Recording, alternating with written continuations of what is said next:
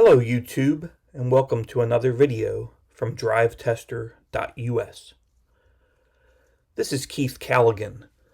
I will briefly describe the purpose of this channel and website if you haven't seen any of my other videos or visited the drivetester.us website.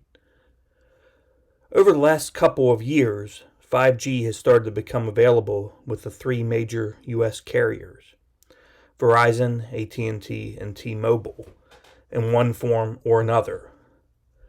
T-Mobile was the first and has also implemented 5G standalone modes on bands 71 and 41. Verizon and AT&T are using mostly non-standalone modes of 5G, but this will change soon with the C-band additions. The data I'm gathering now is to be used for two purposes.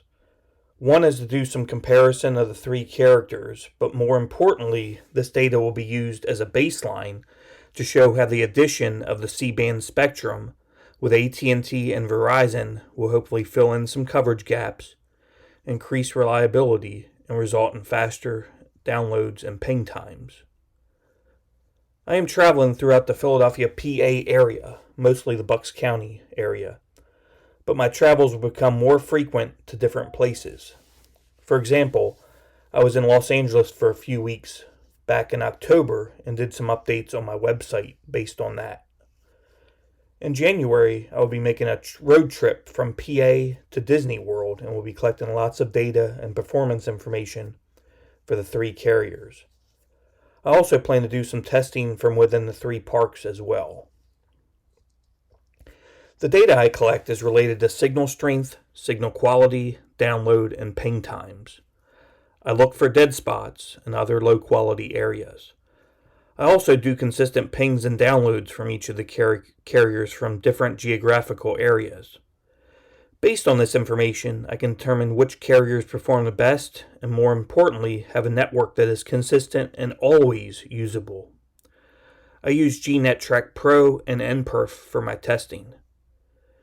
This video will be the first of a series I am doing on the SEPTA regional system that travels around the Philadelphia area. My intention is to travel all the lines to see which carriers perform the best and the worst.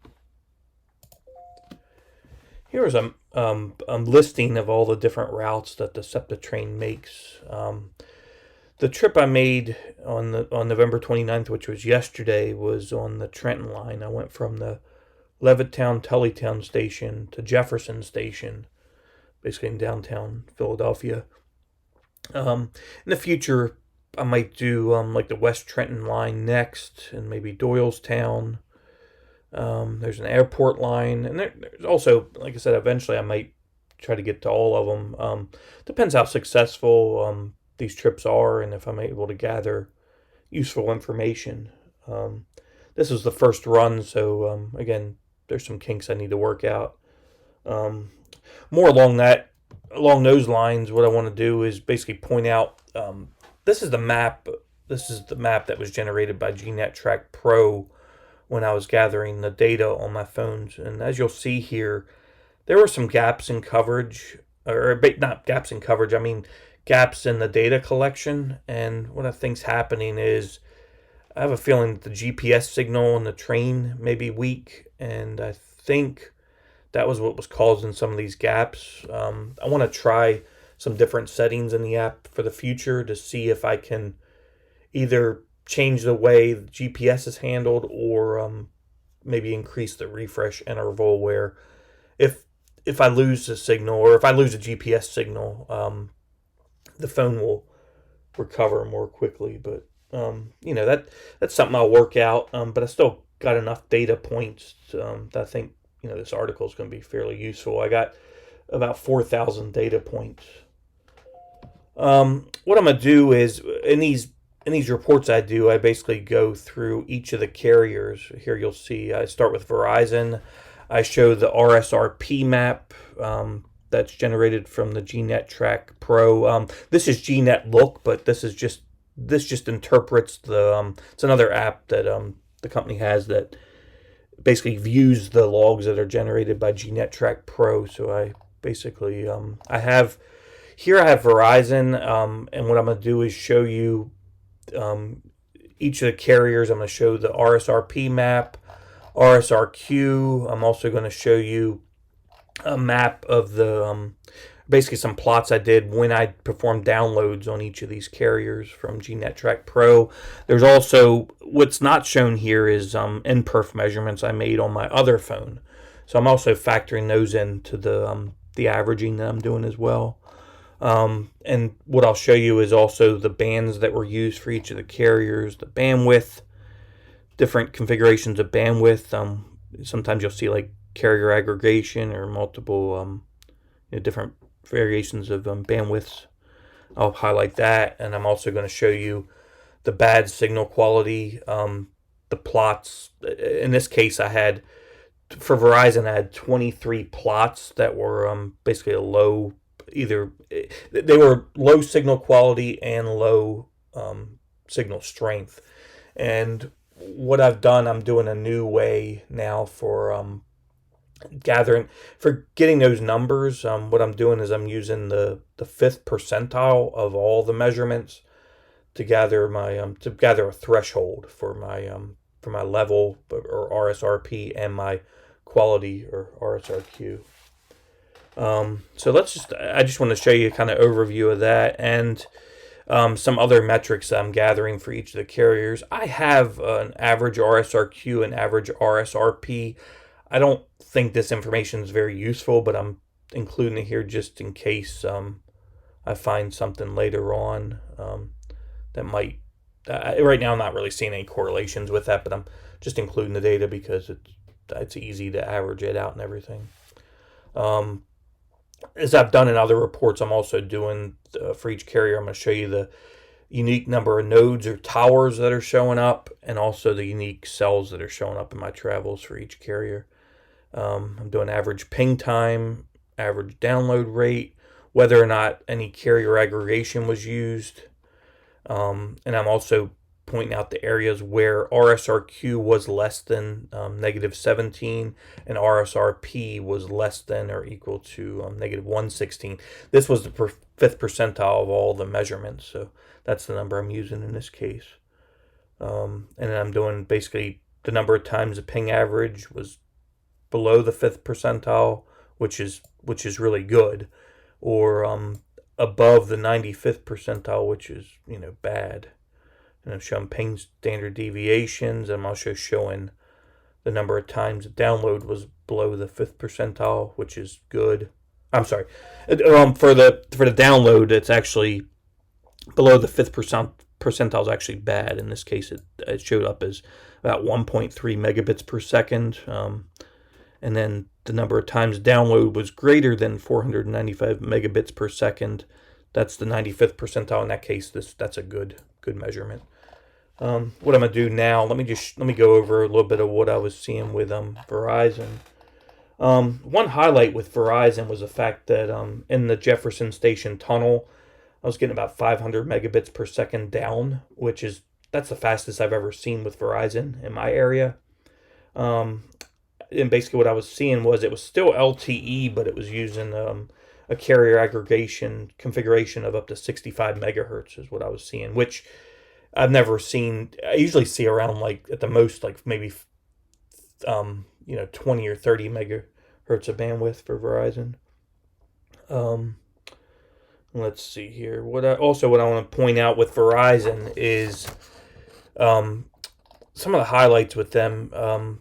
Their ping times were second place in regards to ping. They were right behind AT&T. Usually Verizon is number one, but I mean, to be honest with you, they're both so close that I could have called it a tie, but AT&T was ahead just by a little bit. They were both around 50 milliseconds. And also, if you look at the average download speed for Verizon was showing up about 111.7 megabits per second, and I think the time in the tunnel, the test I ran in the tunnel probably helped that a little bit. The 500 megabits we were getting down in the tunnel was really good. And if I want to show you the different bands that were used, mostly band 2, some band 66, and band 13, and to a lesser extent, band 5. And as far as bandwidths, there was a lot of different configurations of different bands, and it's going to show a different value here because depending on the order that each band shows up in, or each segment of that band, it'll show a few different things. But I just want to note that Verizon was probably on average, in some cases you're seeing like 35 to 45 megahertz of bandwidth, and it even went up to 65 megahertz of bandwidth for a few of the tests, and I believe that was when I was in the tunnel. For Verizon, bad signal quality or level, I have about 23 plots. Geographically, when you look at this, it covered. They had bad spots in more areas, but there were a lower number of bad spots as compared to AT&T. AT&T was more centered on a few different areas, and I'll show you. AT&T was only in a few small areas, I guess, but the time that the signal was bad was a little bit longer in those spaces, I guess. Another thing I want to point out with Verizon is that they were second in RAN performance, and that's based on having the 23 plots of bad quality. AT&T was the worst. They had about 30 plots, and T-Mobile only had about 7 plots. So T-Mobile, as we've seen before, their RAN network's better, but at times I think there's issues with either the core or backhaul, but I'll get into that a little bit later. Another thing I want to point out with Verizon, in this case, they were second to T-Mobile in node and cell density. They basically had 48 unique nodes or towers, and then 114 unique cells I've seen in my travels. And then I want to point out that the ping standard deviation with Verizon and AT&T, they were both around 51 milliseconds, which shows that they're consistent. T-Mobile was I think around 177 milliseconds. I'll show that here later, but that's more than 3 times the standard deviation. So T-Mobile has, again, what we'll see is they have their good times and they have their bad times. And there's, points in time where the T-Mobile ends up being to a point where it's, almost unusable. Let's see. Let's go on the AT&T next. Basically, what I want to show with AT&T, they were lowest in download speed. I think they were around 63 megabits per second. But as I mentioned previously, they were consistent in a sense that they did not show any poor measurements in download. They had the best average ping time of 49 milliseconds. Again, I mentioned barely beating out Verizon. They had 30 bad spots, and I'll show that a little bit here. Their bad spots, they had 30 total, but they were more concentrated in certain areas. I think this is in the Northeast Philadelphia area, right below the Torresdale station, and then again as you get closer to the city, and then a little bit in the underground tunnel area. Let's see. Another thing I want to point out with AT&T is they had, like I was mentioning previously with in comparison to Verizon. Verizon had a wider geographical area of bad plots, but they were smaller in duration. AT&T had a lower number, but they were longer in duration. So that's why that's why they had 30 bad plots. Again, T-Mobile was the best in that sense, and that's no surprise. We always see that T-Mobile is the best as far as the RAN. Let's see. Anything else I want to point out here? They were lowest in node and cell density. Sometimes it's usually I see Verizon being the lowest, but in this case, AT&T was lower, and I have a feeling that Verizon is probably more concentrated in the city areas and maybe even in the train and the tunnel system. They may have some sites underground that might help them in some cases. Um, they didn't have anything. There was nothing substantial as far as them being any measurements in the extreme, whether it's a low or high with ping average or even download time. They didn't have any real high ping times or any real low ping times, and also no high downloads or no low download speeds. They were kind of right in the middle in a lot of cases. And let's continue on with T-Mobile. T-Mobile, basically, they had some of the single highest download speeds.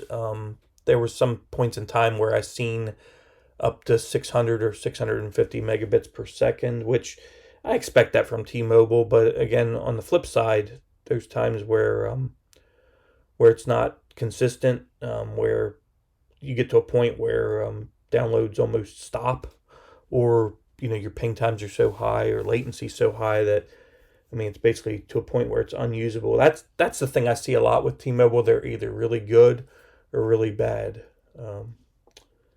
They're not really in the middle, I guess, in that sense. Let's see. There's really nothing else at this point. For some reason, also with T-Mobile, for some reason, and this may have been an issue with my phone as well. I'll have to see if this is consistent on future trips, but for some reason my testing phone never went out of LTE mode. I even powered off the phone and even turned off the radio and turned that back on too, and it didn't seem to make a difference. And as expected, T-Mobile has a lot of, as far as aggregation, they do a lot. They have a lot of higher bandwidths. I think Verizon in this case was, I would say, on par, but in most cases, T-Mobile, when they have the N41, I've seen them get up to 100 megabits per second. I didn't see it in this trip, but I do see it throughout my other travels. As far as average download rate, the high numbers, canceled out the lower values. They still averaged 201 or 202 megabits per second, which was better. That was the best. Verizon was second in that regard. They use carrier aggregation a lot. They always use that, good majority of the time. 99.4% of the time it is on. They had the lowest number of bad plots. That basically meant superior RAN, or radio access network. They had some real good numbers with ping average when they were in below the fifth percentile. They had four points in time where they were below 35 milliseconds. They didn't have any real high ping times, but they had some slow downloads. And even though they didn't have the highest, they didn't really have a real high ping time. There was a lot of differences in the standard deviation. As I mentioned previously, Verizon and AT&T were only about 50 milliseconds standard deviation. T-Mobile was at 177, which is more than 3 times. So they're not consistent in that sense. And they also had a few times where their download speeds were really low, below 1.3 megabits per second. But again, on the flip side, when they're good, they're good. They had 4 points in time where they were above 495 megabits per second. And highlights of the trip. I would say the good aspects, I'm just going to kind of read this over. There was 4,000 data points collected altogether. T-Mobile had the best download speeds, best average download speeds. AT&T had the best average ping time. T-Mobile, again, it's consistent. They always have the most node and cell density. Highest single download, T-Mobile wins that. And also T-Mobile wins with the least bad quality points. Bad aspects, I would say AT&T had the worst rating, I guess, as far as RAN. It wasn't that much worse than Verizon. They had about 30 plots. Highest ping deviation, T-Mobile was the worst in that sense. Again, I forgot to mention, for good aspect, AT&T and Verizon were the best as far as ping standard deviation. They were both tied for around 50 milliseconds. T-Mobile, like I said, just not consistent all the time. And lowest single download was T-Mobile. They had one run where it was at 104 bytes, that's completely unusable. And then they also had the highest average ping time, which was around 97 milliseconds. If you like this content, please subscribe to my channel and hit like. I look forward to doing more articles in the future. Thank you.